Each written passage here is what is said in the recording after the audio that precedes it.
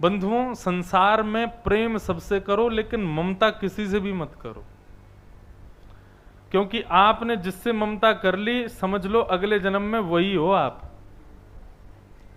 कई घरों में देखा हमने कि महाराज ग्राम सिन्न होते हैं उनके घरों में। ग्राम सिन्न पता किसको कहते हैं? गांव का शेर कौन होता है?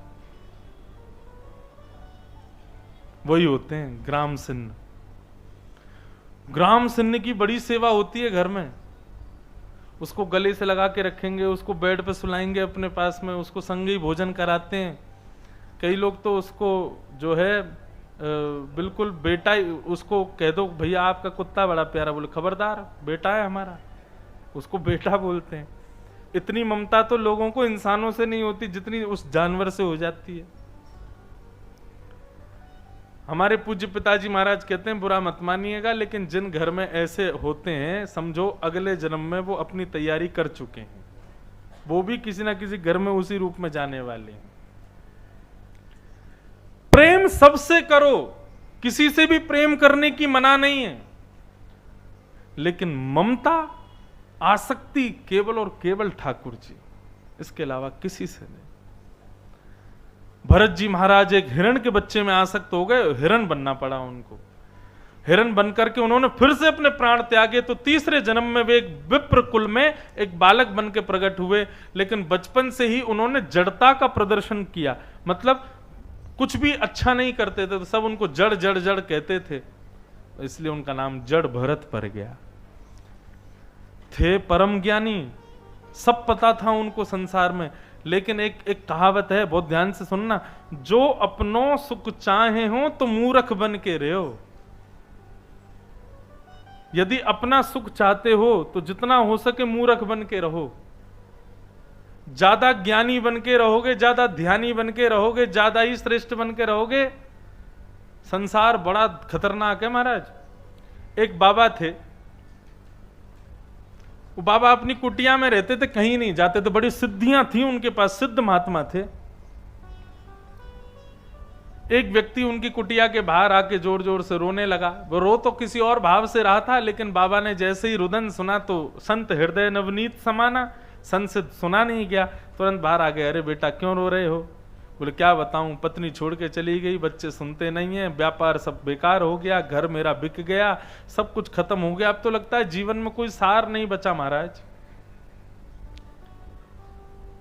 संत उसके दुख को देख नहीं पाए, तो संत ने कहा, देखो मैं किसी से मिलता जुलता नहीं हूं, लेकिन मैंने इतनी भजन साधना की है कि मुझे सिद्धि मिल गई है। कैसी सिद्धि? संत ने अपना रोआ तोड़ करके उसको दे दिया। बोले इसको ले जा करके अपने घर की अलमारी के ड्रॉर में रख देना, किसी को बताना मत, सब मंगल हो जाएगा, और दोबारा लौट के यहां भी मत आना, सब ठीक हो जाएगा तुम्हारा, जाओ, हमने अपने भजन का बल दे दिया, सिद्धि दे दी।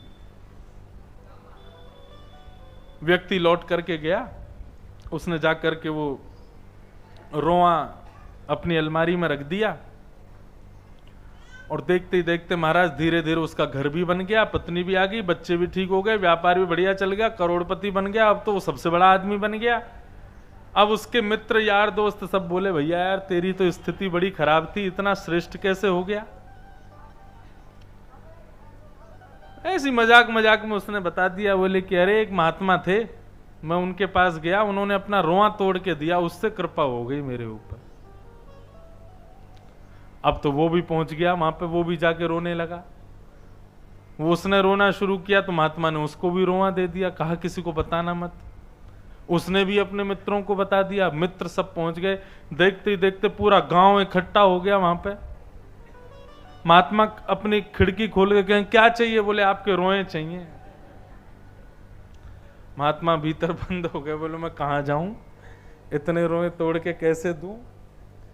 स्थिति ये हो गई महाराज, चारों तरफ से इंसान चढ़ गए महात्मा की कुटिया पे, कोई ऊपर नीचे, कहीं से भी बाबा मिल जाए रोआ तोड़ के भागो। महात्मा ने समय देख करके रात्रि में जब थोड़े देखा कि थोड़ी शांति सी है, जैसे कुटिया से निकल के भागे तो देखा असंख्य जीवात्मा उनके पीछे भाग रहा है। एक जगह बाबा को ठोकर लगी, गिर गए, तो सारे रोए तोड़ तोड़ के ले गए, सिर के भी बाल नहीं छोड़े। अपने आप को जितना हो सके गोपनीय रखो।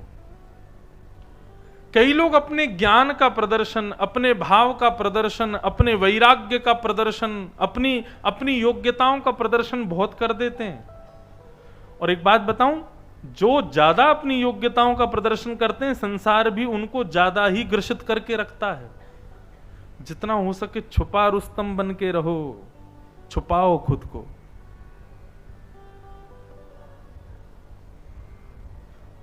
हम कहीं जाते हैं और कहीं कोई ऐसी ज्ञान आदि की चर्चा चल रही हो, तो मैं बिल्कुल ऐसा बन के बैठता हूं कि मुझे कुछ पता ही नहीं।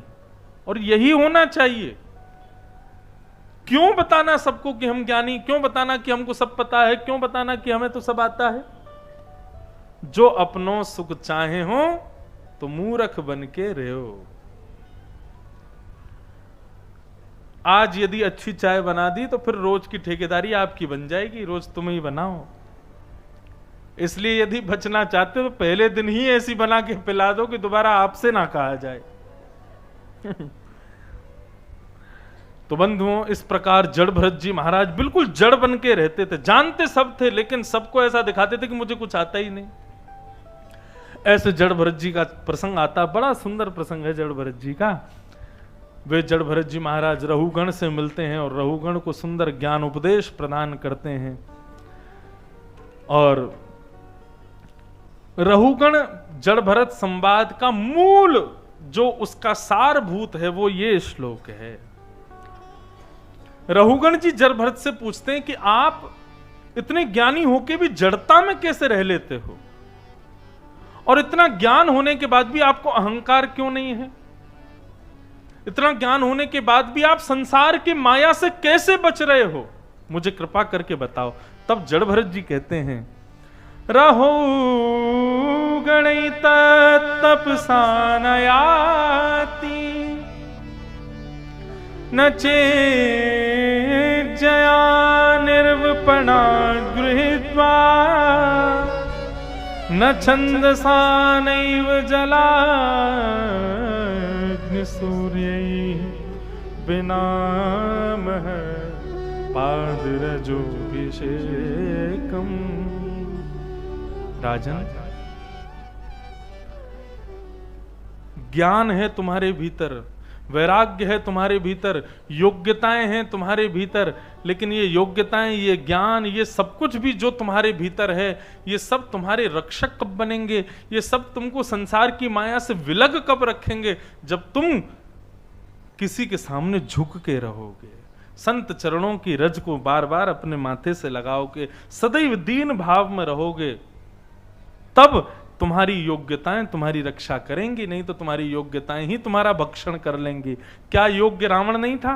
खूब योग्य था, लेकिन झुकता नहीं था, संतों को प्रणाम नहीं करता था, विद्वानों के सामने बैठता नहीं था।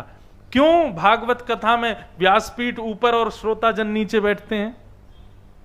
यहीं से ये बात बताई जाती है कि भाई जब किसी को श्रवण करो, किसी का ज्ञान लो, तो उसके नीचे ही बैठो, उसके सामने हाथ जोड़ के बैठो, उसको प्रणाम करो। ये सब क्यों सिखाया जाता है? क्योंकि हमारे अंदर योग्यताएं तो हैं, लेकिन वो योग्यताएं हमारे रक्षण नहीं कर पाती। उस योग्यता को रक्षण का अधिकार किसी महत जन की चरण अभिषेक प्रदान करते हैं, चरण रज प्रदान करती हैं। आज विश्वव्यापी हनुमान चालीसा का प्रारंभ ही इसी शब्द से होता है, श्री गुरु चरण सरोज रज निज मन मुकुर सुधार। श्री तुलसीदास जी कहते हैं, ये हनुमान चालीसा, ये रामचरितमानस लिखने की सामर्थ्य मेरी नहीं है। वरुणो रघुवर विमल यश जोदायक फलचार, ये रघुवर का यश मैंने किसकी कृपा से लिखना प्रारंभ किया? श्री गुरु चरण सरोज रज। गुरुजनों के, विशिष्ट जनों के, विद्वत जनों के चरण रज का ये प्रताप है। हे राजन, यदि अपने ज्ञान को तुम अपने अंदर व्यवस्थित करना चाहते हो तो झुकना सीखो, सबको प्रणाम करो, सबको वंदन करो। इस प्रकार रहुगण और जड़ भरत संवाद, आगे भूगोल खगोल का वर्णन, नरकों का वर्णन और अजामिलोपाख्यान आदि सुनाए गए। नरक के भाव बताते हुए फिर आगे श्रीमद् भागवत में नारायण कवच का सुंदर भाव बताया गया। तत्पश्चात एक भक्त हुए जिसका नाम था वृत्रासुर। वृत्रासुर ने भगवान की मधुर स्तुति गाकर के भगवत प्राप्ति की। तत्पश्चात वृत्रासुर के पूर्व जन्म की कथा बताई गई। पूर्व जन्म में चित्रकेतु नाम का राजा था। और आगे फिर भागवत में भगवान के परम प्रिय दूसरे युवा भक्त, और युवा भी नहीं कहेंगे, बालक भक्त श्री प्रहलाद जी का प्रसंग आया। हिरण्यकश्यप नाम का राक्षस था जो कि अपने भाई हिरण्याक्ष की मृत्यु का बदला लेना चाहता था भगवान से। भगवान ने बराह बन करके हिरण्याक्ष का वध कर दिया। तब से हिरण्यकश्यप इस बदले में था कि मैं नारायण को जीवित नहीं छोड़ूंगा, और नारायण को मारने के लिए नारायण के समान अमर होना पड़ेगा, जिसके लिए हिरण्यकश्यप हिमालय पर जाकर के तपस्या करता है और ब्रह्मा जी से कहता है मुझे अमर बना दो। ब्रह्मा जी कहते हैं जो मैं खुद नहीं तुझे कैसे बना दूं। तब हिरण्यकश्यप ने वरदान मांगे, ना अंदर मरूं, ना बाहर मरूं, ना ऊपर मरूं, ना नीचे मरूं, ना दिन में मरूं, ना रात में मरूं, ना इंसान से मरूं, ना जानवर से मरूं, ना जीवित से मरूं, ना निर्जीव से मरूं। इस प्रकार सारे वरदान मांगते मांगते सारे वरदान मांग लिए और सब पर तथास्तु कह दिया ब्रह्मा ने। हिरण्यकश्यप हंसने लगा, बोले महाराज मैंने 3 अक्षर का वरदान मांगा, अमर बना दो, आपने नहीं बनाया। और वही अमरत्व मैंने इतने सारे भावों में मांग लिया तो आपने सब पे तथास्तु कह दिया। एक प्रकार से मैंने इनडायरेक्ट वे में यही तो मांग लिया कि मैं अमर हो जाऊं। ब्रह्मा जी बोले चाहे तुम 1 लाख वरदान मांग लो लेकिन अमर तुम फिर भी नहीं बन पाओगे। हिरण्यकश्यप बोला अब तो कुछ बचा ही नहीं, अब तो किसी भी स्थिति में मेरी मृत्यु नहीं हो सकती। बोले तेरी मृत्यु होगी, और जब होगी तब तुझे पता चलेगा कि किन किन भावों से तेरी मृत्यु हुई। यहां हिरण्यकश्यप हिमालय पर भजन कर रहा था, तपस्या कर रहा था। इतने ही बीच में नारद जी ने सही समय जान करके हिरण्यकश्यप की गर्भवती पत्नी कयाधु को भागवत धर्म सुना दिया, और गर्भ में बैठे उस बालक ने संपूर्ण भागवत धर्म को गर्भ में श्रवण किया। बंधुओं, श्रीमद् भागवत केवल श्रवण का विषय नहीं है, श्रीमद् भागवत स्पर्श का भी विषय है। बच्चों को कथा में लाइए। छोटे छोटे बच्चे कथा में आते नहीं सुन रहे तो फिर कई जगह लिख दिया जाता कृपा कर बच्चों को ना लाएं। क्यों ना लाएं? बोले वो सुनते ही नहीं है। अरे स्पर्श तो करेगी कथा उनको। वास्तव में कथा वृद्धों का विषय अब नहीं है। वृद्ध तो भजन करो, राम राम जपो, बस हो गया काम। कथा तो सुनानी तो युवाओं को ही चाहिए, और हम युवाओं को ही छोड़ देते हैं घरों में। इसलिए अब हम जन्माष्टमी के बाद से कुछ नियम लागू करने वाले हैं अपनी कथाओं में, जहां जहां होगी कंपलसरी हैं। युवान नहीं आए तो हम कथा नहीं करेंगे। किसको सुनानी है कथा?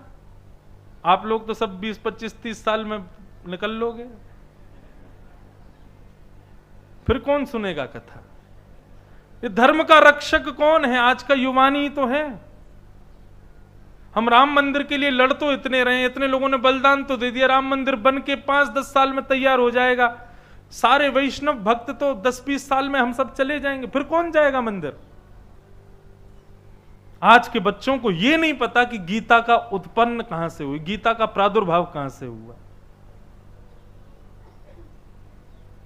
उनको कई बार मैं कथा कर देता हूं, 7 दिन कथा हो जाती है, तो फिर बोलते महाराज जी आपने इतनी सुंदर भागवत गीता सुनाई। मैंने कहा है, मैंने भागवत कथा सुनाई थी, गीता नहीं सुनाई। इनमें भी अंतर होता है। अरे वो भगवद है, ये भागवत है। भगवद मतलब भग यानी भगवान, वद यानी जो बोल रहे हैं, अर्जुन को जो सुना रहे हैं, वो भगवद गीता, जो कि महाभारत के मध्य में विराजमान है। महाभारत में 1 लाख श्लोक हैं, उनमें से केवल 700 श्लोक वो गीता हैं। भागवत प्रसंग ही अलग है। या ऐसा कह जाए भगवत गीता जो भगवान ने अर्जुन को सुनाई, और भगवत गीता गाने वाले कृष्ण कौन है, उनका परिचय भागवत। नहीं जानते बच्चे। रक्षाबंधन क्यों मनाते हैं? अभी अभी होली निकल के गई, अपने बच्चों से जाके पूछना क्यों मनाते हैं हम होली, नहीं पता उनको। दीपावली पर हम लोग क्यों दीप जलाते हैं, लक्ष्मी और गणेश की पूजा क्यों करते हैं, नहीं पता उनको। श्रावण का महीना क्या होता है, एकादशी क्यों रखी जाती है, चावल क्यों नहीं खाए जाते, अभी इस बार अधिक मास आने वाला, अधिक मास का मतलब क्या होता नहीं पता हमारे बच्चों को, और हम अपने आप को हिंदू कहते हैं। कथा तो विषय उन्हीं लोगों के लिए है। इसलिए प्रहलाद जी महाराज को गर्व में जानकर के नारद जी ने गर्व से ही कथा सुना दी प्रहलाद जी को, और उसका परिणाम ये हुआ कि जब भक्त कयाधु ने जब जन्म दिया भक्त को, तो वही प्रहलाद भगवान का परम भक्त हुआ, क्योंकि जन्म से ही कथा श्रवण की थी।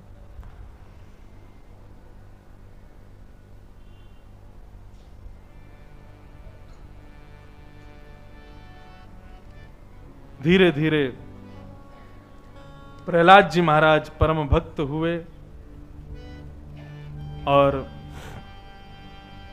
हिरण्यकश्यप जब हिमालय से लौट करके आए तब तक प्रहलाद जी 4 वर्ष के हो चुके थे। प्रहलाद को आते ही हिरण्यकश्यप ने गोद में उठाया, बोले अरे ये तो मेरा छोटा पुत्र है। बोले जी विद्यालय जाते हो? प्रहलाद जी बोले जी पिताजी जाता हूं। कौन से विद्यालय में जाते हो? बोले हिरण्यकश्यप दानव विश्वविद्यालय, वहां दानवी विद्या सिखाई जाती है, दैत्यों की विद्या सिखाई जाती है, मैं वहीं जाता हूं।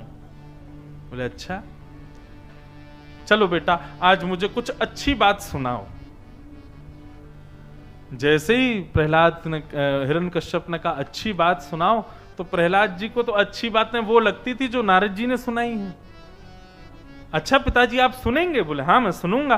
तो गोद में बैठ करके प्रहलाद जी प्रवचन करते हैं, हिरण्यकश्यप की गोद में बैठ के। तत्साधु मन्ये सुरवे यदेहिनां सदा समुद्विग्न धियाम सद्गृहात् हित्वात्मपातं ग्रहमन्धकूपं वनं गतो यत्तरिमाश्रयेत। पिताजी ये संसार एक अंधा कुआं है, और इस संसार रूपी अंधे कुएं में हम आप सब जीवात्मा भेड़ चाल चल रहे हैं। भेड़ चाल कैसी होती है? यदि आगे वाली भेड़ कुआं में कूद जाए तो सारी भेड़ों को रोकते रहना, रुकेंगी नहीं, सब कूदेंगी। वो आगे वाले को फॉलो करती हैं बस। हम सब भी वही हैं। किसी व्यक्ति की मृत्यु होती है तो 4 लोग कंधे पर उठा करके राम नाम सत्य क्यों बोलते हैं? ये केवल कहा नहीं है, ये एक इसके पीछे कारण है। राम नाम सत्य है क्यों कहा जाता है किसी व्यक्ति को जब हम ले जाते हैं? तो ताकि जिन गलियों से, जिन मोहल्लों से, जिन रास्तों से हम निकल रहे हैं और जितने लोग उस शव यात्रा में चल रहे हैं, सब सावधान हो जाओ। हमारे कंधे पर जो चढ़ के जा रहा है ना, एक करोड़पति था, अरबपति था, खरबपति था, इसके पास किसी प्रकार की कोई कमी नहीं, सारी बड़ी बड़ी गाड़ियां थी, इसने क्या नहीं किया जीवन में, लेकिन आज कुछ भी साथ नहीं लेके जा रहा है। केवल राम नाम ही सत्य है संसार में। इसलिए बंधुओं इसको देख करके सीखो और राम को अपना आश्रय बनाओ। हम इसलिए बोलते हैं राम नाम सत्य है, गोविंद नाम सत्य है, हरि नाम सत्य है। लेकिन आज इतनी बड़ी विडंबना हो गई है संसार की कि राम नाम सत्य है अशुभ संकेत हो गया है। आप किसी ब्याह में जाओ, वहां जोर से चिल्ला दो राम नाम सत्य है, क्या होगा? सब आपको मारने पीटने आ जाएंगे। बोले भैया पागल हो गया, इसको पागल खाने ले जाओ। क्यों? अरे विवाह में राम नाम सत्य बोल रहा है। अच्छा तो मतलब राम नाम केवल तभी सत्य जब कोई मर जाएगा, उसके अलावा राम नाम असत्य है। कितनी बड़ी विडंबना हो गई है। अब तो ये स्थिति हो गई कि कोई पधार गया, हम ऐसा नहीं कहते किसी की मृत्यु हो गई कोई पधार गया, हम सीधे कहते हैं उसका राम नाम सत्य हो गया। क्यों? अभी तक असत्य था। हंसने का विषय तो है, लेकिन इस पर विचार करो। पिताजी हम सब भेड़ चाल चल रहे हैं, उसको 4 लोग लेके जाते हैं कंधे पे, राम नाम सत्य है, गोविंद नाम सत्य है, सब लोग बोलते हुए जाते हैं, हाथ जोड़ लेते, सब दुखी हो जाते, बोले भैया सही कह रहे हो, संसार में कुछ सत्य नहीं है। राम नाम ही सत्य है। इसको कहते हैं मरकट वैराग्य। कौन सा वैराग्य? किसी की मृत्यु होती है तो उसको देख करके हमको एक वैराग्य आ जाता है, कुछ नहीं बचा संसार में, एक दिन मैं भी ऐसे जाऊंगा। लेकिन उसके बाद फिर से लग जाता, हाँ भाई शेयर मार्केट कहां चल रही है, सोने का भाव क्या हो गया। हम कितना भी संसार को, हमको कितना भी बता दिया जाए, लेकिन हम फिर भी संसार को ही अपना मानते हैं। राम नाम सत्य किसी के अंत में ही स्वीकार करते हैं। यदि राम नाम सत्य है, इस भाव को व्यक्ति जीवित अवस्था में समझ जाए ना, उसके अंत में फिर राम नाम सत्य बोलने वाले 4 लोग नहीं, वो कब कब में ठाकुर जी उसको अपने संग ले जाएंगे पता भी नहीं चलेगा।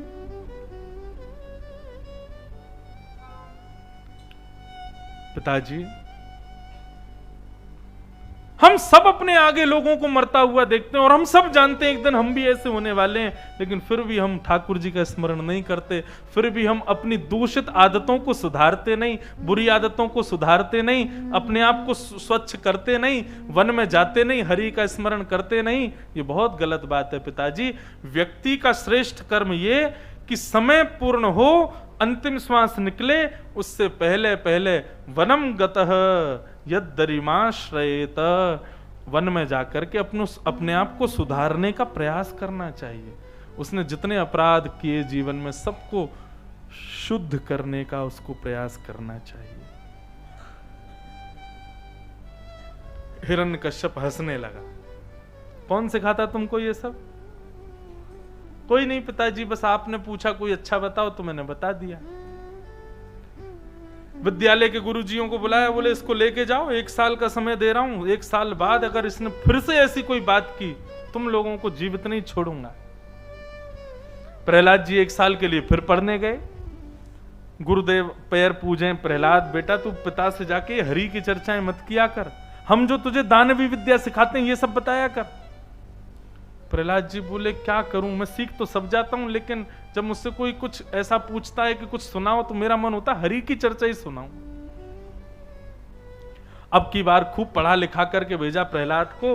दानवी विद्या किसे कहते हैं, राक्षस रूप कैसे धारण किया जाता है, छद्म वेश कैसे धारण किया जाता है, किसी को कैसे मारा जाता है, सब सिखाया प्रहलाद को। जाके पिताजी को यही सब बताना। जी गुरुजी। हिरण्यकश्यप ने गोद में बिठाया, प्रहलाद कुछ अच्छी बात सुनाओ। प्रहलाद जी नेत्र बंद करते हैं, मन में सोचते हैं सुनानी तो दानवी विद्या चाहिए, लेकिन मुझे लगता है कि पिताजी का कितना बड़ा दुर्भाग्य है, मेरे जैसे सत्संगी के पास रह के भी मैं इनको सत्संग नहीं सुनाऊं, मैं इनको भगवत चर्चा नहीं सुनाऊं। तुरंत प्रहलाद जी कहते हैं पिताजी 9 प्रकार की भक्ति होती हैं। श्रवणम कीर्तनम विष्णु, स्मरणम पाद सेवनम, अर्चनम वंदनम दास्यम, सख्यात्म निवेदनम। हम लोग पता है कैसे हैं? वैसे तो भक्त हैं, लेकिन जैसे दिखेगा कि यहाँ पे 4 लोग, कुछ बड़े घर के लोग बैठे हैं, इनके बीच में हमको जाना है और थोड़ा सा जो है इनके सामने अपना इम्प्रेशन जमाना है, तिलक विलक लगा होता है तो उसको मिटा देते हैं, चोटी वोटी होती है तो उसको छुपा देते हैं, कहीं दिख नहीं जाए हम कहीं भक्त हैं। ये हम लोगों की स्थिति है।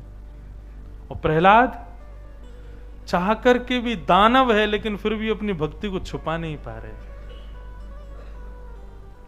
जब हम वास्तव में प्रेम करते हैं ना किसी से, तो छुपाने पर भी प्रेम छुपता नहीं है, प्रकट हो जाता है।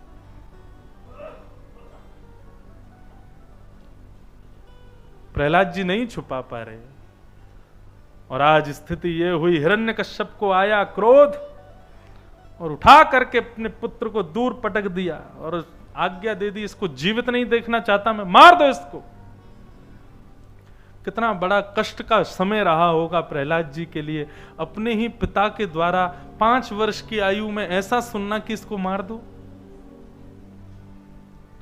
ले गए सैनिक उठा करके, हर प्रकार के प्रयास किए, लेकिन प्रहलाद जी हर स्थिति में जीवित बच जाते। अंत में राक्षसों ने प्रहलाद से पूछा, तेने कोई कवच पहन रखा है क्या? तेरे पास कोई मंत्र सिद्धि है क्या? तू बच क्यों जाता है हर जगह से? प्रहलाद जी बोले बता दूं मैं कैसे बच जाता हूं? बोले हाँ बता। तब प्रहलाद जी कहते हैं दंता गजानाम कुलिशाग्र निष्ठुर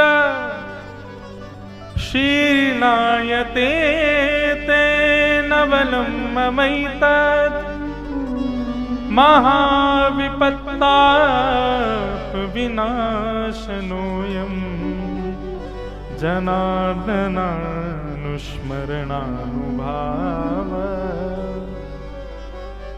प्रहलाद जी कहते हैं अरे दानवों, अरे दैत्यों, अरे राक्षसों, दंता गजानाम कुलिशाग्र निष्ठुर, ये बड़े बड़े दांत वाले हाथियों के बीच में तुमने मुझे छोड़ दिया और इनके दांत मुझसे स्पर्श करके चूर्ण बन गए। ये बड़े बड़े सर्पों के बीच में तुमने मुझे छोड़ा, सर्पों के डंसन से भी वो कुछ नहीं हुआ मुझे। आकाश से तुमने पर्वत से फेंका तो भी मैं बच गया, नदी में डुबाया तो भी मैं बच गया, अरे मुझे विष पिला दिया तब भी मेरा बाल बांका नहीं हुआ। नवलम ममई तद, ये मेरा बल नहीं है, ये मेरा कोई कवच नहीं है, ये मेरी कोई सामर्थ्यता नहीं है। तो फिर तब प्रहलाद जी कहते हैं महाविपत्ताप विनाशरोयम, बड़े बड़े तापों को विनाश करने वाले जनार्दन भगवान के केवल और केवल नाम का प्रभाव है कि इतनी बड़ी बड़ी स्थितियों में भी मैं सुरक्षित हूं। सोच लो, जिनका नाम मेरी इतनी रक्षा कर रहा है, यदि किसी दिन वो खुद प्रकट हो गए तो तुम्हारी क्या हालत करेंगे। प्रहलाद जी कहते हैं मेरे ठाकुर का नाम मेरी रक्षा कर रहा है। विचार करो, किसी दिन में वो नाम ही यदि प्रकट हुआ तो तुम लोगों की क्या हालत करेगा। अरे सुधर जाओ, दुर्दशा होगी तुम्हारी, मेरे ठाकुर को क्रोधित मत करो। तब प्रहलाद जी की बुआ आई जिसका नाम था होलिका। उसको ब्रह्मा जी की तपस्या से एक शॉल मिली थी, उसको पहन के नदी में कूद जाए तो डूबेगी नहीं और अग्नि में बैठ जाए तो जलेगी नहीं। उसने आकर के कहा भैया चिंता मत करो, भतीजे को मेरी गोद में बैठाओ, मैं शॉल ओढ़ के बैठ जाऊंगी और चिता में आग लगा देना, मैं बच जाऊंगी, भतीजा जल जाएगा। लेकिन श्री प्रहलाद जी महाराज ने जैसी चिता पर बैठे ऐसा कीर्तन किया, ऐसा कीर्तन किया, ऐसा कीर्तन किया कि उस कीर्तन की धुन को सुनते सुनते सुनते सुनते सुनते सुनते होलिका भी कीर्तन करने लगी। और होलिका कीर्तन करते करते इतनी निमग्न हो गई कि धीरे से प्रहलाद जी ने उसकी शॉल उतार के खुद ओढ़ ली। और जैसे ही चिता में अग्नि लगी तो होलिका जल करके नष्ट हो गई और श्री प्रहलाद जी बच गए। रात भर चिता जलती रही। सुबह जब राख शांत हुई, भक्तों ने जाकर के राख के ढेर को अलग किया तो क्या पाया कि भक्त प्रहलाद वहां बैठ कर के कीर्तन कर रहे थे। उसी आनंद उल्लास में सब भक्तों ने उसी राख को उठा उठा करके एक दूसरे के गालों पर लगाना शुरू किया, उड़ाना शुरू किया। वही होली का पर्व है। होली का पर्व हम क्यों मनाते हैं? क्योंकि इस दिन एक भक्त की रक्षा हुई थी। लेकिन आजकल के राक्षस इस होली को कैसे मनाते हैं? दूसरों के कपड़े फाड़ देंगे, दूसरों को लिटा लिटा करके और महाराज पी लेते हैं, गंदा खाते हैं, गंदा पीते हैं। क्यों? आज तो होली है। अरे इतना दूषित काम करते हैं क्योंकि हम भारतीयों को पता ही नहीं हम होली क्यों मनाते हैं। कितनों को सच बता रहा हूं मैं, 90% होली मनाने वाले लोगों को नहीं पता कि हम होली क्यों मना रहे हैं। यदि पता चल जाए तो होली का रूप ही बदल जाए। और पता कहां चलेगा? कथाओं में चलेगा। कथा आओ तो पता चले। होली इस भाव से मनाई जाती है। आज हमारे भक्त प्रहलाद की रक्षा हुई थी, उसी भाव से उस राख को उठा उठा करके सब लोग नाचने लगे थे, गाने लगे थे, उड़ाने लगे थे। अच्छा, हमारे गुरुजी क्या बताते हैं? बोले कि प्रहलाद जी के भी जितने भी भक्त मित्र प्रेमी जन थे वो तो एक दूसरे के गालों पर उस राख को लगाने लगे, एक दूसरे के कपड़े पर फेंकने लगे। लेकिन उड़ उड़ करके राख वो हिरण्यकश्यप के राक्षसों में पहुंची तो वे लोग एक दूसरे के कपड़े फाड़ने लगे, एक दूसरे को उठा उठा के फेंकने लगे। तो भक्तों की होली कैसी? बोले एक दूसरे के गालों पर रंग लगाते हैं, नाचते हैं, गाते हैं, आनंद करते हैं। और राक्षसों की होली कैसी? उठा उठा कीचड़ में फेंकते हैं, कपड़े फाड़ते हैं, उसका सर घुमा देते हैं। ये राक्षसों की होली थी। होली का उत्सव हुआ। एक दिन प्रहलाद जी महाराज कीर्तन करने लगे। उनके कीर्तन का स्पर्श ऐसा था कि जो सुनता था वह भी कीर्तन करने लगता था। कीर्तन का जब स्वर हिरण्यकश्यप के कान में पड़ा, रोक नहीं पाया स्वयं को, अपनी गदा उठाई और आज बोला आज इसको जीवित नहीं छोड़ूंगा। मारने के लिए प्रहलाद जी के पास आए। बोले तुझे बाद में मारूंगा, तेरे इस हरि को पहले मारूंगा, बता कहां है? पिताजी सर्वम खलु इदम ब्रह्म, मेरे हरि सब जगह, आप में भी, मुझ में भी है, इन सब में, एक छोटे से कंकड़ में भी है और आकाश में भी वही है। अच्छा, तेरा हरि सब जगह? बोले हाँ। इस खंबे में है? बोले हाँ है। रुक जा, अभी बताता हूं। जैसे ही अपनी गदा का प्रहार किया, उस प्रचंड गदा के प्रहार से खंभ भेदन हुआ और खंभ भेदन करके भगवान नृसिंह प्रकट हो गए। बोलो नृसिंह भगवान की जय। सब लोग हाथ जोड़ के प्रणाम करो। कैसे हैं श्री नृसिंह भगवान? सत्यम विधातुम निज भृत्य भाषितम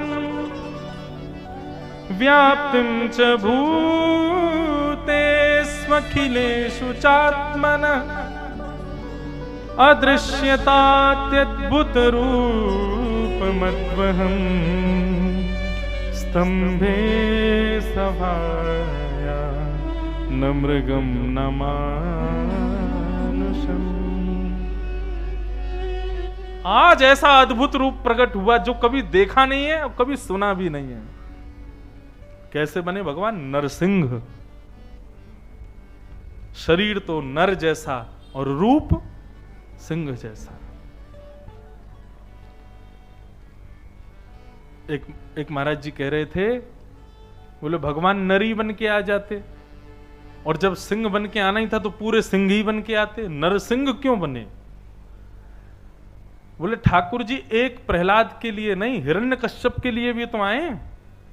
तो हिरण्यकश्यप के लिए तो सिंह बन के आए हैं और अपने भक्त प्रहलाद के लिए नर बन के आए, इसलिए नरसिंह प्रकट हुए। और फिर भगवान ने युद्ध किया। युद्ध करने के बाद जैसे ही शाम का समय हुआ, हिरण्यकश्यप ने सारे वरदान बोले, मुझे नहीं मार सकते आप। भगवान बोले क्यों नहीं मार सकते? बोले मैंने वरदान मांगा, ना ऊपर मरूं ना नीचे मरूं। भगवान ने उठा करके गोद में ले लिया और बैठ गए। बताओ तुम ऊपर हो कि नीचे? बोले अभी तुम बीच में लटक रहा हूं। फिर भी आप नहीं मार पाओगे। बोले क्यों नहीं मार पाएंगे? बोले कि मैंने वरदान मांगा, ना दिन में मरूं ना रात को। भगवान बोले तू ही देख क्या हो रहा है। बोले शाम हो रही है। और बताओ? बोले मैंने मांगा था ना जानवर से मरूं ना इंसान से। भगवान बोले हम तुझको क्या दिखाई दे रहे हैं? बोले आप तो दोनों हो, इंसान भी हो जानवर भी हो। और बताओ और क्या मांगा था? बोले मैंने ब्रह्मा जी से मांगा था कि मैं 12 महीनों में नहीं मरूं। भगवान बोले 13वां महीना ये मलमास तेरे लिए ही बनाया है हमने।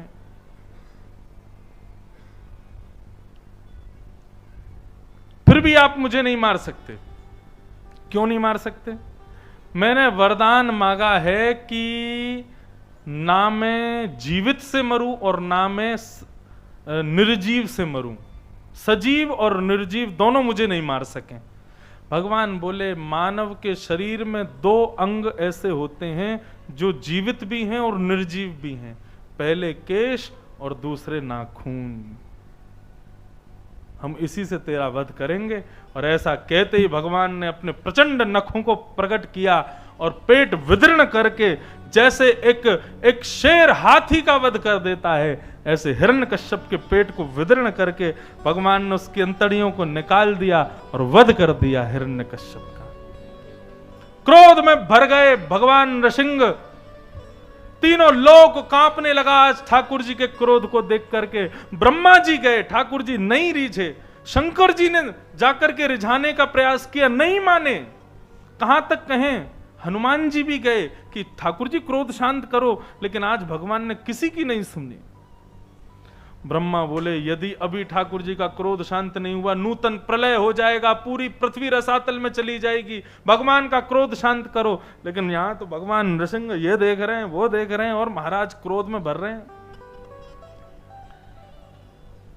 ब्रह्मा जी बोले लक्ष्मी जी इनको शांत कर पाएंगी, इनकी पत्नी है ना, पत्नी अच्छे अच्छे पतियों का क्रोध शांत कर देती हैं, उन्हीं को बुलाओ। लक्ष्मी जी को बुलाया, बोले आज भगवान को बहुत गुस्सा आ गया, आप शांत करो। ऐसे शांत कर दूंगी। कहां है? बोले भीतर भवन में प्रवेश करना, आगे से ऐसे मुड़ना, फिर ऐसे मुड़ोगे, सामने ही बैठे हुए हैं। लक्ष्मी जी सुंदर बन के आई थी, बढ़िया, और बिल्कुल हमारी आचार्या हैं लक्ष्मी, और वास्तव में लक्ष्मी को देख के नारायण कोमल हो जाते हैं।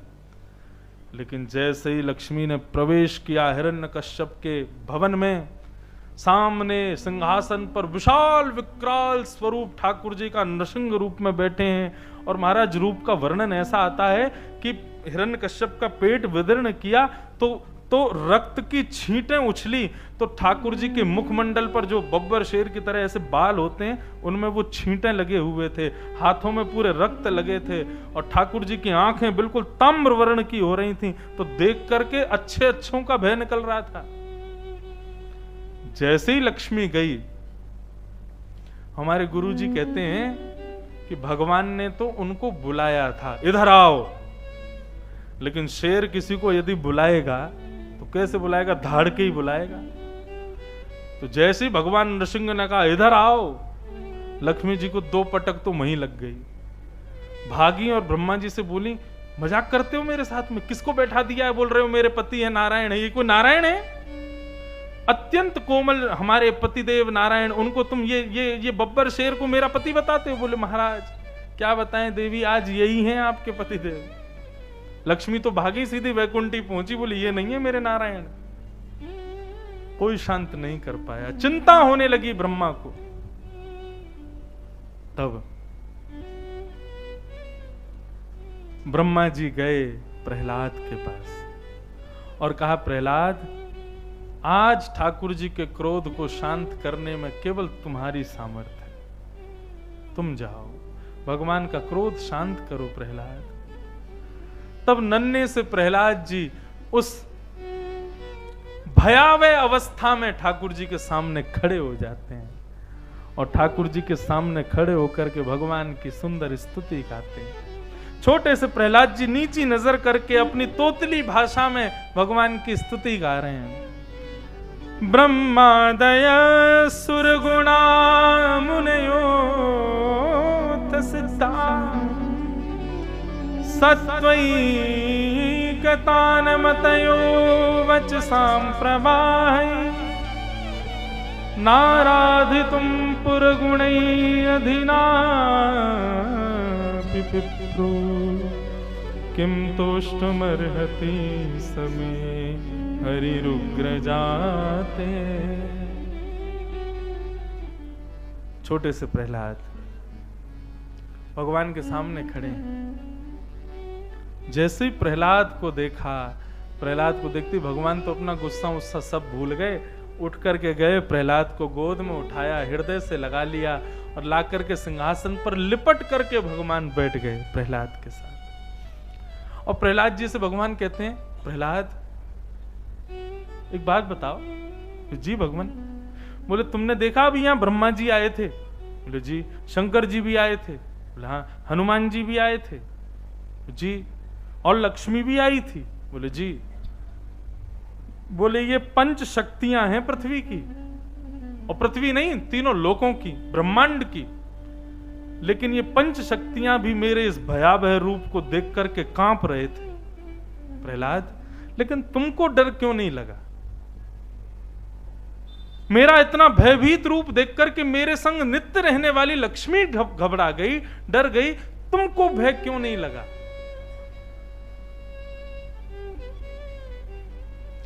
प्रहलाद जी प्रत्युत्तर देते हैं। प्रहलाद जी कहते हैं, हे नाथ, डरना तो उसको चाहिए जो आपके रूप को देखे, जो आपके इस प्रचंड रूप का दर्शन करेगा डर उसको लगेगा, लेकिन आप जब से प्रकट हुए हो मैंने आपको नहीं देखा, मैं आपके चरणों को देख रहा हूं, इसलिए मुझको भय नहीं लग रहा है। ठाकुर जी, एक भक्त को किसका आश्रय चाहिए? आपके चरणों का चाहिए। वास्तव में पूछे तो मैंने अभी तक नहीं देखा कि आप कैसे लग रहे हो, और ना मैं देखना चाहता हूं, क्योंकि मेरा आश्रय, मेरा निलय, मेरा निवास तो केवल आपके चरणों में है, इसलिए मैं नजर गाड़ के केवल आपके चरणों को देख रहा हूं। प्रहलाद की भक्ति देखो,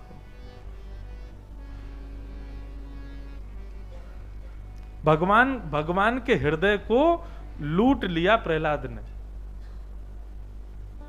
ठाकुर जी इतने आनंदित हो गए प्रहलाद की बातें सुन करके। भगवान बोले, प्रहलाद जल्दी कुछ मांगो, मैं तुमको कुछ देना चाहता हूं। भगवान बोले, प्रहलाद जी बोले, हाँ, ताकि मुझसे छुटकारा पाके आप चले जाओ। आप जिससे छुटकारा पाना चाहते हो उसको दे देते हो जो वो मांगता है, लेकिन मैं आपसे कुछ नहीं मांगना चाहता। भगवान बोले, नहीं, कुछ तो तुमको मांगना पड़ेगा। तो भगवान से बोले, पहले हाथ रख के वचन दीजिए, जो मांगूंगा सो दोगे। भगवान बोले, हम वचन देते हैं, जो मांगोगे सो देंगे। तब प्रहलाद जी कहते हैं, तो लाइए, दीजिए। क्या? यदि राशि शमे कामान बराम स्वाम बरदर्शभ कामाना मृद संरोहम भवतस्तु व्रणेवरम। हे नाथ, यदि आप मुझे कुछ देना ही चाहते हो तो ऐसी कृपा कर दीजिए कि मैं आपसे कुछ भी ना मांगूं, आपसे कभी भी कुछ भी मांगने की इच्छा ही मेरे हृदय में पैदा ही ना हो, ऐसी कृपा मुझ पर कर दो। आपसे कभी कुछ मांगने की इच्छा हो तो आपको मांगने की इच्छा हो, आपसे मांगने की नहीं, आपको मांगने की। आप देना चाहते हो तो आप खुद को दे दो, आप दे दो मेरे को अपने आप। भगवान प्रसन्न हो गए प्रहलाद के इस भाव से, हृदय से लगाया। बंधुओं, ठाकुर जी से मत मांगो, ठाकुर जी को मांगो। और मैं तो अपनी भक्ति के पथिकों को समझाता हूं, ठाकुर जी को भी मत मांगो, खुद को ठाकुर जी को दे दो, खुद को प्रदान करो। अच्छा हूं या बुरा हूं, जैसा भी हूं तुम्हारा। अच्छा हूं या बुरा हूं, जैसा भी हूं तुम्हारा।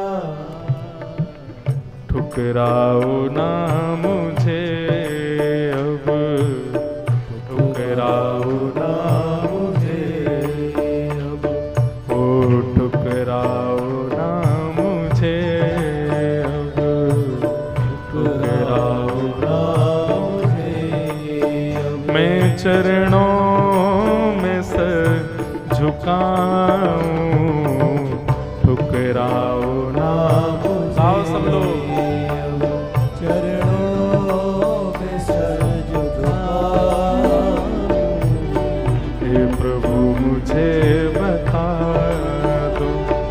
चरणों में कैसे आऊं, हे प्रभु मुझे बता, चरणों में कैसे आऊं। माया के बंधनों से छुटकार कैसे पाऊं, माया के बंधनों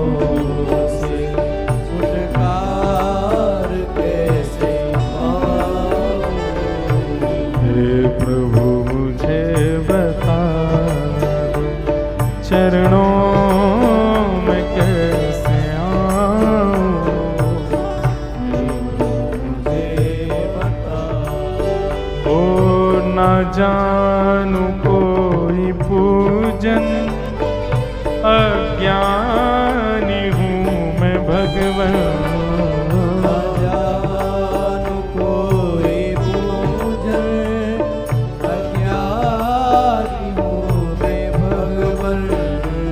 ना जानू कोई पूजन, अज्ञानी हूँ मैं भगवन। ना जानू कोई पूजन, अज्ञानी हूँ मैं भगवन। करना कृपा दयालु, करना कृपा दयालु, हो तुमको न भूल पाऊं। करना कृपा दयालु, तुमको न भूल पाऊं। हे प्रभु मुझे बता दो, चरणों में कैसे आऊं। हे प्रभु मुझे बता दो, चरणों में कैसे आऊं। हे प्रभु मुझे बता दो, हे प्रभु मुझे बता हे प्रभु मुझे बता, हे प्रभु मुझे बता।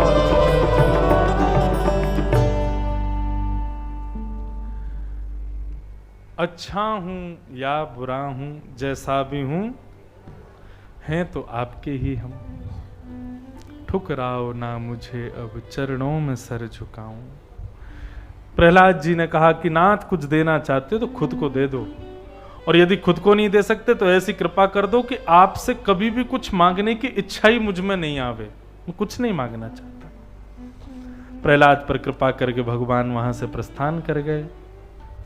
आगे भागवत में फिर गजेंद्र मोक्ष की कथा आती है, देवासुर संग्राम की कथा आती है। जिस देवासुर संग्राम में देवता और दैत्यों का युद्ध हुआ, पर दैत्य संजीवनी विद्या के द्वारा पुनर्जीवित हुए। देवताओं ने जाके भगवान से कहा हमको भी संजीवनी विद्या चाहिए। भगवान बोले संजीवनी विद्या नहीं, तुम अमृत पियो। कैसे पियोगे? समुद्र मंथन करो। समुद्र मंथन करवा के भगवान ने अमृत को प्रकट करवाया। मोहिनी अवतार धारण करके संपूर्ण अमृत देवताओं को पिला दिया। और एक राक्षस ने जाकर के उस अमृत का पान करना चाहा तो भगवान के सुदर्शन चक्र ने उसका सर धड़ से अलग कर दिया। वही दो रूप में प्रकट हो गया, राहु और केतु। तत्पश्चात राक्षसों के राजा बलि बड़ी चिंता में बैठे थे। एक दिन शुक्राचार्य जी से कहते हैं, बोले महाराज इन देवताओं को हम कभी हरा पाएंगे? तब शुक्राचार्य जी बोले ब्राह्मणों के आशीर्वाद में इतना बल है कि देवता भी हार जाएंगे। ब्राह्मणों को प्रसन्न करो। अब बलि ने खूब अनुष्ठान किए, खूब व्रत किए, खूब नियम किए, ब्राह्मणों को खूब दक्षिणा दी और ब्राह्मणों से एक ही आशीर्वाद मांगते थे, बोले आशीर्वाद दो विजयी भव। सब ब्राह्मण कहते विजयी भव। ब्राह्मणों का आशीर्वाद लेकर के एक दिन राजा बलि इतने बलवान हो गए कि महाराज ब्राह्मणों के आशीर्वाद से स्वर्ग पर चढ़ाई की और जाकर के सब देवताओं को हरा दिया और स्वर्ग पर राक्षसों का आधिपत्य हो गया। तब देवताओं की माता अदिति ने पयोव्रत किया और पयोव्रत के माध्यम से अदिति के गर्भ से भगवान वामन का प्रादुर्भाव हुआ। बोलो वामन भगवान की जय। आज सारे अवतार हो जाएंगे। वामन अवतार हुआ, भगवान वामन बनकर के आए, जनेऊ संस्कार हुआ। हमारे यहाँ जनेऊ संस्कार में विधा है कि जितने भी लोग आते हैं सबके आगे कमंडल से कहा जाता है भिक्षाम देही, और सब लोग जितने भी आते हैं सब रिश्तेदार नातेदार जो भिक्षा देते हैं वो सब गुरु जी के चरणों में अर्पित।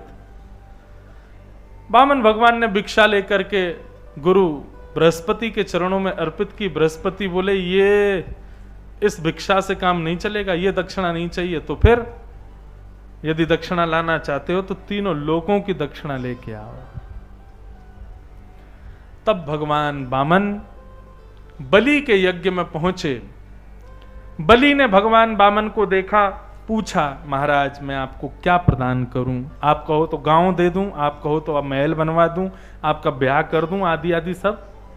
बोले कुछ नहीं, कुछ नहीं चाहिए। देना चाहते हो 3 पग जमीन दो, और वो 3 पग भी हमारे पैर से नपे होने चाहिए। बलि ने कहा, बोले महाराज आपको मांगने में शर्म नहीं आ रही, लेकिन मुझे देने में बहुत आ रही है। क्यों? तीनों लोगों का स्वामी और आप मांग रहे हो 3 पग जमीन, और वो भी आपके पैरों की नपी। वामन भगवान बोले देना हो तो दो, नहीं तो हम चलते हैं। बोले खाली हाथ तो नहीं जाने दूंगा। तुरंत संकल्प किया, और संकल्प करके जैसे ही कहा 3 पग जमीन देते हैं, भगवान विराट हो गए। 2 पग से तीनों लोक नाप लिए, तीसरा पग रखने के लिए कोई जगह ही नहीं बची। भगवान ने बासुकी नाग को आज्ञा कर दी, जाओ जाकर के बंदी बना लो इसको। इसने अपना दिया हुआ संकल्प पूर्ण नहीं किया। 3 पग जमीन मांगी थी, 2 पग में ही मैंने तीनों लोक नाप लिए, बताओ तीसरा पैर कहां रखूं। बलि ने भगवान के चरणों में प्रणाम किया और कहा, नाथ आपने मेरे समस्त राज्य को अपना लिया, लेकिन राजा तो अभी बैठा है, तीसरा पग मेरे सिर पर रख दो नाथ। जब बलि ने यह भाव कहा, भगवान तो पिघल गए, और जैसे ही भगवान ने अपना चरण बलि के सिर पर रखा, प्रहलाद जी प्रकट हो गए, नृत्य करने लगे। क्यों? क्योंकि प्रहलाद जी के वंश में ही तो आए हैं श्री बलि। और नृत्य करते हुए कहने लगे, बोले जय हो जय हो जय हो, बलि तुम्हारी जय हो। सब कहने लगे, बोले अरे भगवान की जय करो, तुम बलि की जय कर रहे हो। बोले बलि की जय इसलिए कर रहा हूं भैया, मैं इसका दादा लगता हूं। मेरे तो सिर पर भगवान ने हाथ रखा था, लेकिन मेरा नाती कितना बड़भागी है, इस पर तो ठाकुर जी ने अपना चरण कमल रख दिया। ठाकुर जी ने श्री चरण प्रदान कर दिए, इसलिए मेरे नाती की जय हो। बलि पर ठाकुर जी रीझ गए और बलि से कहा, देखो तुम प्रहलाद, एक भक्त यदि एक कुल में जन्म लेता है बंधुओं, उसके सिम्टम्स आगे तक बहुत चलते हैं। आप किसी भी परिवार के भक्त को उठा के देख लीजिएगा, उसके पूर्ववर्ती आप जब खोजने निकलोगे तो उसके नाना दादा परदादा कोई ना कोई वैष्णव रहे होंगे, उसी का प्रतिफल वो बालक भक्त है।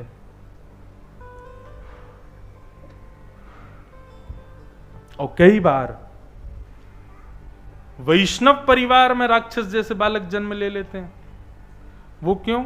कोई ना कोई पूर्व के रहे होंगे, उन्होंने कोई दूषित कर्म कर दिया होता है, जिसकी वजह से वंश में एक बालक ऐसा हो जाता है। तो भगवान ने बलि से कहा कुछ मांगो। बलि बोले जो मांगूंगा सो दोगे। बोले देंगे। बोले ऐसी कृपा कर दो नाथ, जब जब अपने भवन से बाहर निकलूं तब आपका दर्शन करूं, और जब अपने भवन में जाऊं तब आपका दर्शन करूं।